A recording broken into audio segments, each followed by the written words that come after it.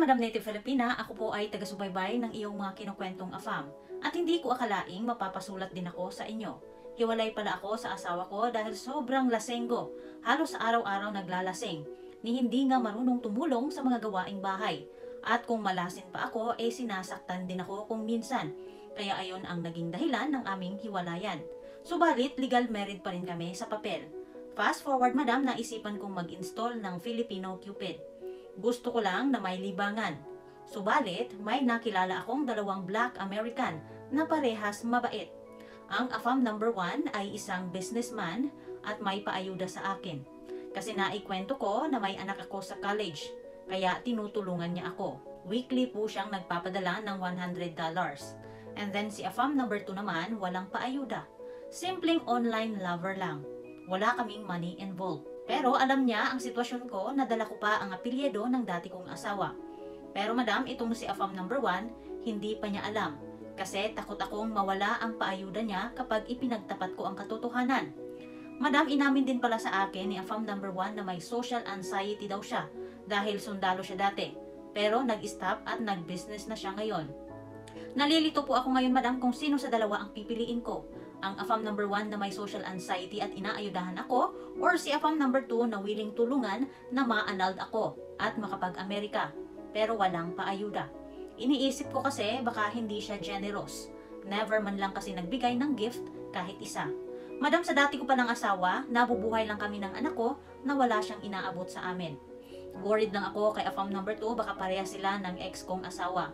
Sana mapayuhan niyo ako, Madam Native Filipina, at maraming salamat sa magiging opinyon at komento ng inyong mga followers. Hello Madam Letter Sender, ang hirap mamili, pero ikaw pa rin ang masusunod sa huli. Ito po ang opinion ko. Unahin nating pag-usapan yung AFAM number 1 na may sakit na social anxiety disorder. Para sa kaalaman ng lahat, ang social anxiety disorder is an intense, persistent fear of being watched and judged by others.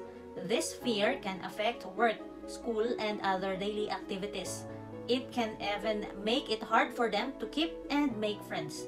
The good news is social anxiety disorder is treatable. So, ayoko na i-translate. Alam niyo na ibig sabihin nun. Most important, Madam Letter Sender, is treatable ang sakit. So, dapat ngayon, kumustahin mo ang kalagayan niya kung bumubuti naman siya. Kasi sa totoo lang, Madam, dahil nga dating sundalo yan, then, ibig sabihin, dumaan sa trauma. And then, hindi malabong may iba pang sakit na konektado sa kanyang nakaraan, no?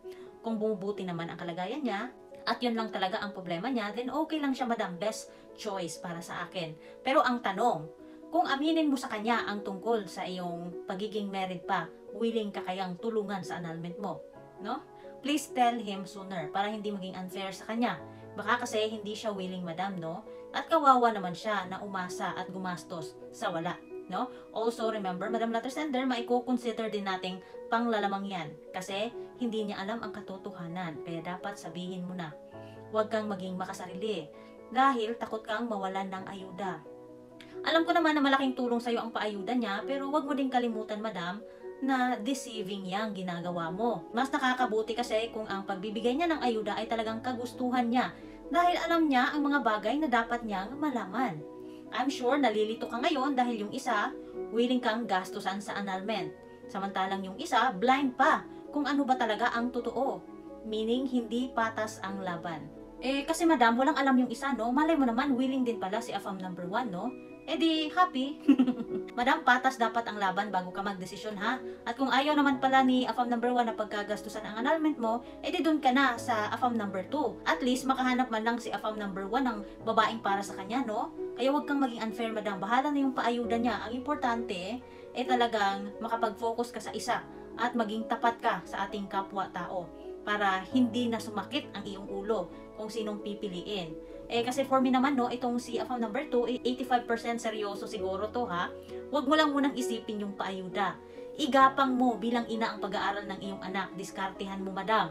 Kasi ang importante naman, mapapa-anal ka at madala ka sa Amerika kung si AFAM number 2 ang pipiliin mo. Di ba worried ka na baka hindi siya mapagbigay, no?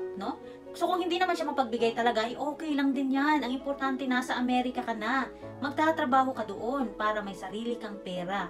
Eto pa, Madam, kaya din siguro hindi nagbibigay ng paayuda si AFAM number 2 because ayaw niya lang ma-scam. Lalo na at sinasabi mo may pinaaral ka sa college.